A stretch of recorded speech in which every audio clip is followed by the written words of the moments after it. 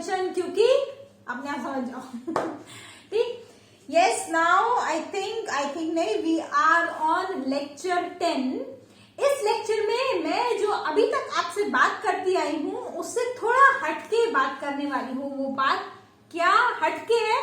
Although we will learn about the vectors, लेकिन अभी तक आपने आरडीएनए यानी कि रिकॉम्बिनेंट डीएनए टेक्नोलॉजी का सिर्फ एक मोटो पर फोकस किया था।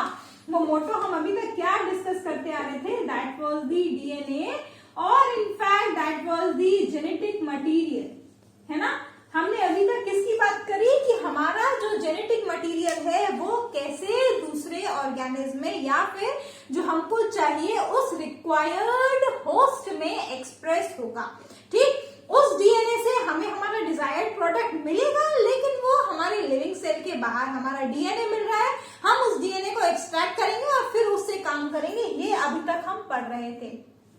आज के इस लेक्चर में we are going to discuss special kind of vectors that are known as what? That are known as expression vectors। अब इन vectors में इतना स्पेशल क्या है जो लास्ट के लेक्चर्स में नहीं था? वो ये है, यहाँ डीएनए पे फोकस ना करते हुए these vectors are designed such that they will express the proteins which is the desired product। ये है स्पेशल। इसका मतलब जब हमारा अल्टीमेट एम बदल गया तो ऑब्वियसली वेक्टर्स के अंदर भी कुछ स्पेशल रिक्वायरमेंट हमें डालनी पड़ेंगी so that they will express or they will give out the protein। And you all know very well कि proteins are the tricky biomolecules to handle। क्योंकि फिर से अब आपको इसके लिए आई थिंक क्लास 11 में 11 में बायोमोलिक्यूल्स वाला चैप्टर जो चैनल पर पढ़ा हुआ है, अगर वो देखा होगा जिन बच्चों ने, उनको आसानी से समझ में आ जाएगा। जिसने नहीं देखा वो पहले जाकर विजिट कर ले, एक बार लेक्चर देख ले। ये प्रोटीन्स की जो बेसिक मॉर्फोलॉजी होती है उसको स्टडी करना पड़ेगा आपको। ये जो मैंने अभी वर्ड बोला ना, proteins are the tricky biomolecules to handle, वो आपको समझना पड़ेगा, तभी आप एक्सप्रेशन वेक्टर्स जो है वो समझ पाएंगे अच्छे से। अब देखो जरा, डीएनए को एक्सप्रेस करवाने के लिए जो भी रिक्वायर्ड नहीं था segment of DNA into your vector और इनटू योर होस्ट सेल, वो आपने निकाला, अपना डीएनए इंसर्ट कराया, दैट्स इट, होस्ट सेल के अंदर डाल दिया, काम खत्म। लेकिन प्रोटीन के केस में हम ऐसा नहीं कर सकते। हमें प्रोटीन बनाना किसी डीएनए से ही बनाना है, लेकिन वो डीएनए एज इट इज आप बाहर नहीं निकालेंगे। You are going to extract the protein out of the cell. That means vector need to be design in such a way कि it will lead to what? It will lead to two important processes, that is the transcription as well as the translation। Again, two important terminologies which you might have studied in your genetics again in class 11। अगर नहीं पढ़ा तो उसकी भी videos हैं already channel पर, you just need to go and watch those particular lectures। Transcription और साथ में ट्रांसलेशन दोनों ही कराने हैं हमें हमारे होस्ट सेल के अंदर।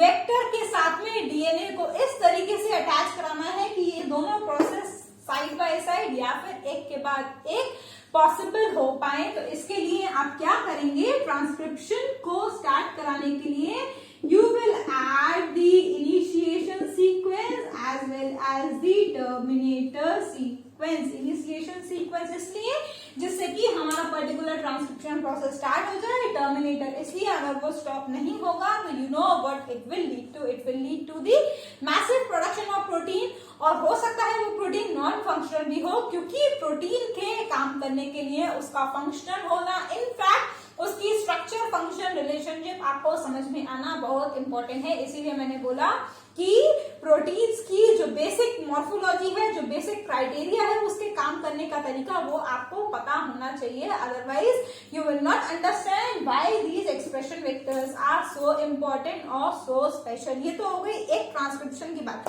चलो थोड़ा सा ट्रांसक्रिप्शन के बारे में मैं यहाँ पर भी बता देती हूँ, जिससे ट्रांसलेशन समझना आसान हो जाएगा। ट्रांसक्रिप्शन अगर मैं ब्रीफ करूं तो क्या प्रोसेस है? From DNA you will get a small fragment of another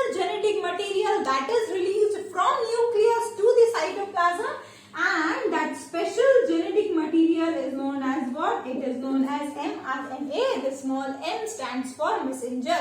Why it is known as messenger? Because from DNA it carries information to the RNA and RNA will ultimately lead to the synthesis of proteins. ये आपको पता होना चाहिए, protein कभी भी DNA से directly नहीं बनेगा. You require a mediator, a messenger, that is known as RNA.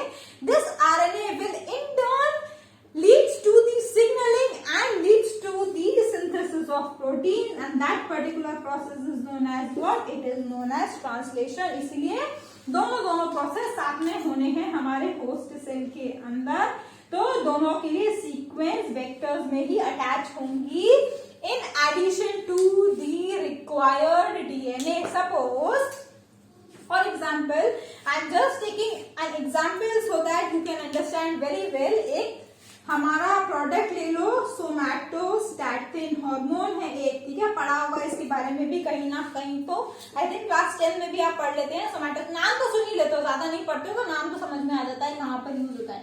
इस सोमैटोस्टैटिन के प्रोडक्शन के लिए कुछ प्लाज्मिड्स डिजाइन किए गए हैं. प्लाज्मिड का मतलब ये नहीं है कि वो वेक्टर है.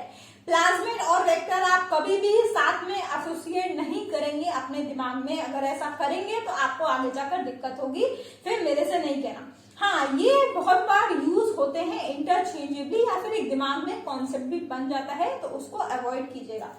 सोमैटोस्टैटिन की सिंथेसिस के लिए कुछ वेक्टर्स डिजाइन किए गए हैं और उसमें से एक वेक्टर है PSOM1.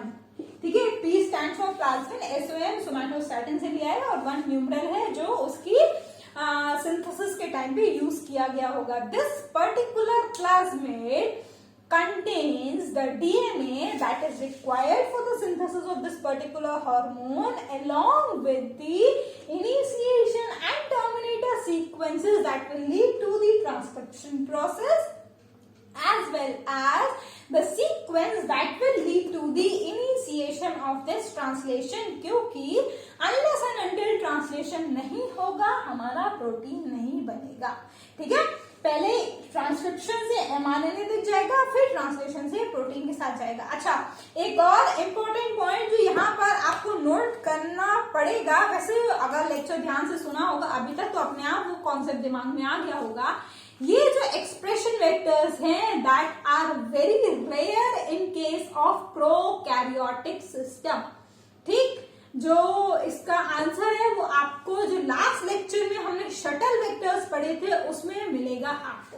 ठीक है, why these expression vectors are very rare in case of prokaryotic system. ये क्वेश्चन है, आंसर आपको खुद ढूंढना है, मैं नहीं बताऊंगी. अगर लास्ट लेक्चर अच्छे से देखा होगा तो अपने आप समझ में आ जाएगा कि क्यों ऐसा होगा. ठीक है, तो एक्सप्रेशन वेक्टर्स में बस इतना ही आई थिंक. यस, इसके बाद समझ में आ गया होगा एक्सप्रेशन वेक्टर्स. इसके बाद जो नेक्स्ट वेक्टर हम स्टार्ट करेंगे, ऑब्वियसली इस लेक्चर से स्टार्ट नहीं करने वाली हूं मैं, क्योंकि नेक्स्ट लेक्चर से कुछ कॉम्प्लिकेटेड, और भी ज्यादा कॉम्प्लिकेटेड, अभी तक कॉम्प्लेक्स चीजें हो रही है मेरे को पता है, कुछ और कॉम्प्लिकेटेड वेक्टर्स आप पढ़ने वाले हैं. अभी तक आपने सिर्फ ये प्लाज्मिड्स के बारे में पढ़ा. देखो, जैसे जैसे लेक्चर्स में आगे बढ़ रहे हैं वैसे वैसे कॉम्प्लेक्सिटी भी बढ़ रही है. पहले सिंपल प्लाज्मिड पढ़े थे, उसके बाद आपने पढ़ा शटल वेक्टर्स, जहां पर 2 सिस्टम्स में हमने अपने वेक्टर्स को डिजाइन किया. उसके बाद आया एक्सप्रेशन वेक्टर. उस डीएनए के साथ में we are adding sequences to add on 2 more processes in the same system. ठीक है, उस हिसाब से आपको चीजें वैसे ही डिजाइन करनी पड़ेंगी. एक और इम्पोर्टेंट बात, शायद ये बुक्स में नहीं मिलेगी कहीं पर, एज इट इज लिखी हुई, ये जब आप प्रोटीन्स आपके सेल में एक्सप्रेस करा रहे हैं तो you need to be again very careful. Why? Because the proteins function only when their orientation is proper. और उस proper orientation के लिए वो जो initiation और terminator sequences हैं वो बहुत exact और appropriate होनी चाहिए. अगर प्रोटीन का स्ट्रक्चर बिगड़ गया तो वो पर्टिकुलर प्रोटीन काम नहीं करेगा. एक न्यूक्लियोटाइड की चेंज की वजह से पूरे के पूरे प्रोटीन में चेंज आ जाता है, और ये बात आपने आपके जेनेटिक कोड वाले पोर्शन में अच्छे से पढ़ी है. अब अगर आप लोग को लग रहा होगा जैसे मैंने ये यहाँ बता दिया वैसे जेनेटिक कोड भी बता दूंगी, तो no I will not do that. उसके लिए मेरा जेनेटिक्स वाला कोर्स स्टडी कर लीजिए, ठीक है। वहां पर भी मैंने उतनी मेहनत की जितनी यहाँ पे कर रही हूँ, तो अच्छा होगा आप उसको देख लें। साथ में फ्लो चार्ट और डायग्राम वहीं पर दिए हुए, you need not to search और go anywhere else for those particular information, ठीक है। तो नेक्स्ट लेक्चर से अपना बैक्टीरियोफेज वेक्टर, अब देखो जो आजकल बहुत ज्यादा ट्रेंडिंग है वायरस नेक्स्ट लेक्चर से उसी वायरस के ऊपर जाने वाले हैं हम। तो अगेन वैसे ही वायरस को लेकर आप बहुत केयरफुल है, नेक्स्ट लेक्चर से और भी हो जाएंगे, क्योंकि अब आप वायरस के बारे में ही पढ़ने वाले हैं, कैसे वायरस के लिए वेक्टर स्पेशली डिजाइन करेंगे और फिर कैसे उसकी मदद से आप आपका डिजायर्ड प्रोडक्ट एक्सप्रेस कराएंगे again in the host cell, ठीक है। तो that's all for this lecture, I hope clear हो गया होगा। We will meet again, till then stay safe, take care, bye bye, thank you.